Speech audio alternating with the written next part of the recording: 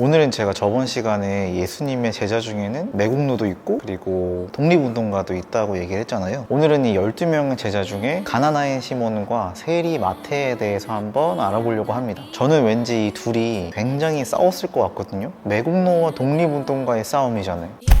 먼저 이 두 사람을 이해하기 위해서는 이스라엘의 역사적인 배경을 먼저 알아야 합니다. 당시 이스라엘은 로마의 통치를 받고 있었는데 우리 일제강점기에는 민족 문화 말살이라는 정책을 일본이 사용했잖아요. 하지만 이 로마는 그런 정책을 사용하지 않고 정복한 나라가 세금만 잘 내주면 그 나라의 문화를 어느 정도 인정해주는 정치를 사용했습니다. 그래서 여러 분류의 사람들이 생겨나게 됐어요. 우리 일제강점기 때처럼 사실 우리 모든 국민들이 다 독립운동을 했던 건 아니잖아요. 그런 것처럼 일본의 힘에 순응해서 그냥 그렇게 살아가는 사람들도 있었고, 또 일본의 힘을 빌려서 어떻게 하면 좀 잘 살아볼 수 있을까 하고 나라를 팔았던 매국노들도 있었고, 어떻게든 우리나라의 독립을 위해서 열심히 운동했던 독립운동가들도 있었잖아요. 마찬가지로 이 당시의 이스라엘도 여러 가지 분류의 사람들로 나뉘게 됩니다. 첫 번째로는 대제사장들과 서기관들을 사두개파라고 하는데, 사실 그냥 우리 일정한 세금만 내주고 우리의 문화와 우리의 종교를 지키자 하는 사람들이 있었고, 어떤 사람들은 우리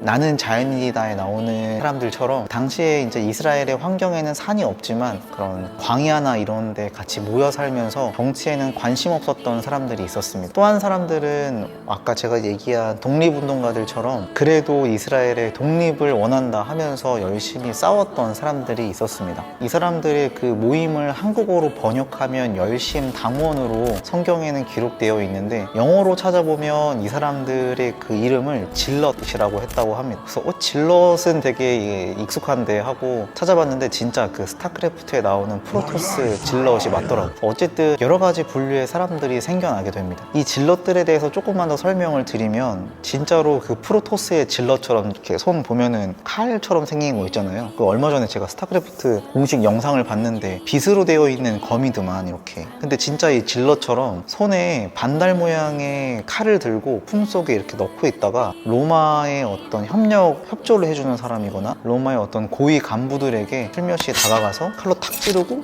도망가는 이런 독립운동을 했다고 합니다. 당시에 이스라엘 사람들에게는 꽤나 지지를 좀 받았다고 합니다. 이런 역사적인 상황에서 예수님의 제자 중에는 가나나인 시몬과 또 예수님을 팔았던 가룟 유다가 이 질럿 모임의 일원이었다고 합니다. 그래서 아마 성경에는 나와 있지 않지만 이 가나나인 시몬과 또 이 가룟 유다는 예수님을 따라다니면서 뭔가 우리 로마의 정복을 당했던 이스라엘을 좀 독립시켜줄 영웅으로 보면서 좀 따라다니지 않았을까 하는 생각을 했습니다. 그래서 이 당시에는 사실 이스라엘 사람들이 가장 혐오하는 직업이 두 가지가 있는데, 첫 번째는 몸을 파는 사람을 혐오했다고 하고, 이거는 뭐 이해가 되죠? 두 번째는 세리를 굉장히 혐오했다고 합니다. 이 세리라는 직업은 세금을 걷어서 이제 나라에 바치는 역할을 했는데, 당시 이스라엘은 로마의 정복을 받았던 시기였기 때문에 이 세리라는 직업이 이스라엘 사람들에게 돈을 걷어서 로마에게 바치는 사람이었던 거죠. 그래서 사람들이 세리를 굉장히 매국노라고 생각하고 혐오했다고 하는데, 거기에 덧붙여서 이 세리 직업의 사람들이 걷어야 되는 세금뿐만 아니고 다른 사람들의 세금을 더 걷어서 자기 주머니에 이렇게 챙기는 사람들이 굉장히 많았다고 합니다. 그래서 사람들이 굉장히 이 세리를 어쩌면 몸을 파는 사람보다 더 혐오하는 직업 중에 하나였다고 합니다. 세리가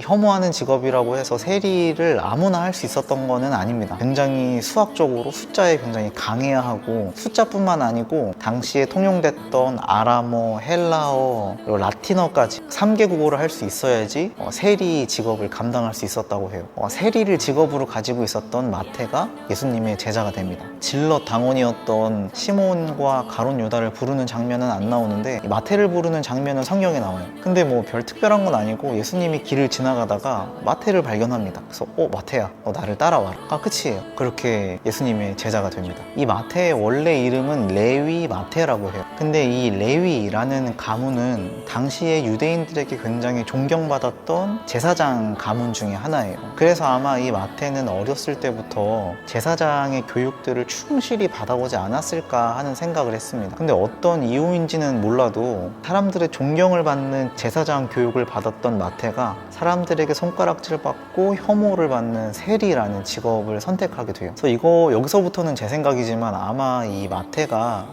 어떤 사건인지는 모르겠지만 대제사장 교육을 받는 사람들과 그 가문들에게 어떤 상처를 받지 않았을까 하는 생각이 들었어요. 왜냐하면 다른 직업들을 선택할 수도 있었을 거예요. 분명히 제사장이 되는 교육을 받았으니까, 그래도 나름 엘리트 교육을 받았으니까 사람들이 혐오를 받는 세리 말고도 분명히 다른 선택할 수 있었던 직종들이 있었을 겁니다. 그럼에도 불구하고 사람들이 혐오하는 세리를 선택했다는 건 그만한 상처와 그만한 이유가 있지 않았을까 하는 생각이 들었어요. 그래서 예수님이 나를 따르라 라는 말이 어쩌면 마태에게 그 상처를 위로해주는 말이었지 않았을까 하는 생각을 그냥 저 개인적으로 한번 해봤습니다.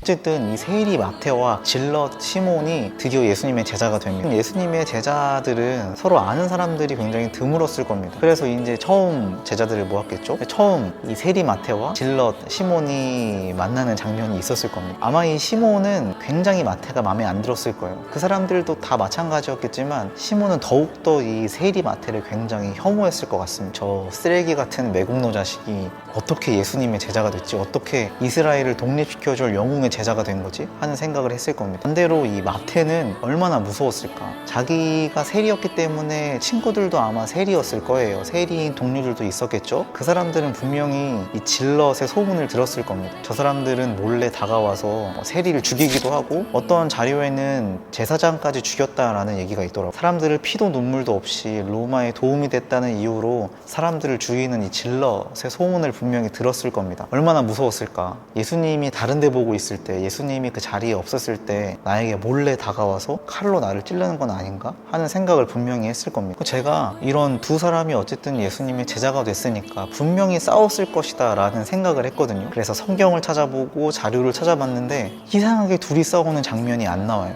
대신에 언제 우리가 아는 것처럼 마태는 우리가 알고 있는 마태복음을 쓴 마태복음의 저서가 되고, 시몬은 가룟 유다와 아마 가장 친했을 건데 가룟 유다가 예수님을 팔기 전에 분명히 시몬과 같이 의논하지 않았을까 생각이 들었어요. 왜냐하면 가룟 유다도 시몬도 질럿의 당원 중에 한 명이었고 이스라엘의 독립을 누구보다 원했던 사람이었을 테니까 예수님의 영웅, 자기가 생각하는 독립시켜줄 영웅을 파는 일에 시몬과 어느 정도 논의를 하지 않았을까 하는 생각을 했어요. 하지만 유다와는 다르게 시몬은 예수님을 파는 일에 동참하지 않습니다. 제 생각이지만 아마 겉으로는 싸우는 장면이 기록되거나 나오진 않았어도 속으로는 굉장히 서로를 미워하지 않았을까 하는 생각이 들었어요. 특히나 시몬은 마태를, 또 마태는 시몬을 굉장히 견제하고 조심히 하고 무서워했을 것 같다는 생각이 들었어요. 이 예수님이 십자가 지기 전에 로마에게 잡혀가시거든요. 그때 어떠한 제자들도 그 앞을 가로막지 않았어요. 모두가 다 도망을 갑니다. 이 도망간 이후에 예수님이 십자가에 달리시고 또 부활하신단 말이에요. 예수님이 부활한 이후에 그 전과는 다르게 이 마태와 시몬과 다른 제자들도 마찬가지지만 목숨을 버리면서까지 예수님의 이야기를 하게 됩니다. 도대체 뭐가 그들의 생각과, 또 시몬 같은 경우는 어떤 독립운동가였으니까 자기의 어떤 굳은 의지가 있었을 텐데 그런 것까지 포기하면서 뭐 때문에 이 사람들이 이렇게 변하게 됐을까 하는 생각을 했어요. 그래서 아무리 생각을 하고 좀 적당한 말을 찾아봤는데 뭐 교회를 오래 다녔으니까 뭐 어쨌든 예수님이 부활하시고 이런 것 때문에 성령으로 얘네들이 변화됐다, 이 사람들이 변화됐다라는 말은 할 수 있는데 이게 저에게 진심으로 다가오지는 않더라고요. 사실은 저는 마테오와 시몬의 싸움을 말리는 예수님의 어떤 멋진 장면을 기대하고 자료들을 찾아봤는데 아무리 찾아봐도 이 둘이 싸우는 장면을 찾아볼 수가 없었어요. 그래서 예수님이 부활하시고 하늘로 승천하시거든요. 뭐 성경에 나와 있으니까. 그래서 예수님이 떠나고 난 뒤에 이 얘네들이 싸우지 않을까 해서 이 둘의 마지막을 제가 찾아봤어요. 근데 마태는 자기를 그렇게 혐오하고 미워하던 유대인들에게 예수님의 이름을 전하다가 창에 찔려서 죽게 되고요. 이 질럿이었던 시몬은 영국에 가서 예수님의 이름을 전하다가 또 당시에 페르시아에 가서 예수님의 이름을 전하다가 결국은 죽음을 맞이하게 됩니다. 지금은 사순절 기간이라고 해요. 목사님이 그러시더라고요. 그래서 예수님의 행적을 더 묵상하는 시간인데 예수님이 도대체 누구이길래 사람을 이렇게 정반대로 송두리째 바꿔놓는지 궁금했습니다. 사실은 제자를 삼지 않아도 되잖아요. 예수님도 그 당시에 사람이었기 때문에 어떤 사람이 어떤 일을 하고 또 어떤 문화가 이 세리를 굉장히 혐오하는지 알았을 건데, 그럼에도 불구하고 정반대인 사람들을 불러 모아서 제자 삼고 이 사람들의 삶을 그렇게 정반대로 바꿔놓을 수 있었는지 저는 이 시간들을 통해서 조금 더 고민해보고 한번 생각해봐야겠다 생각했어요. 사실은 저는 진짜 거의 20년을 교회를 다녔는데 이런 장면에 대해서는 고민해보지를 못했던 것 같아요. 그래서 이 시간들을 통해서 도대체 예수님이 어떠한 비밀을 가지고 있었길래 사람들이 정반대로 바꾸는지 한번 고민하는 시간들을 가져보려고 합니다. 어쨌든 한번 이 정반대의 사람들에 대해서 찾아보는 시간들을 가졌는데, 글쎄요, 아직까지 정확한 해답은 찾지 못했지만 조금 남은 시간 동안 이 둘의 관계에 대해서 찾아볼 수 있으면 더 찾아보고 예수님이 어떤 사람인지 한번 찾아보는 시간들을 저 혼자 한번 가져보도록 하겠습니다. 다음에는 또 이 성경에 또 궁금했던 점들, 이거 뭐지? 하는 것들을, 자료들을 제가 열심히 한번 찾아보고 다시 한번 영상으로 찾아보도록, 또 한번 영상으로 만들어 보도록 하겠습니다.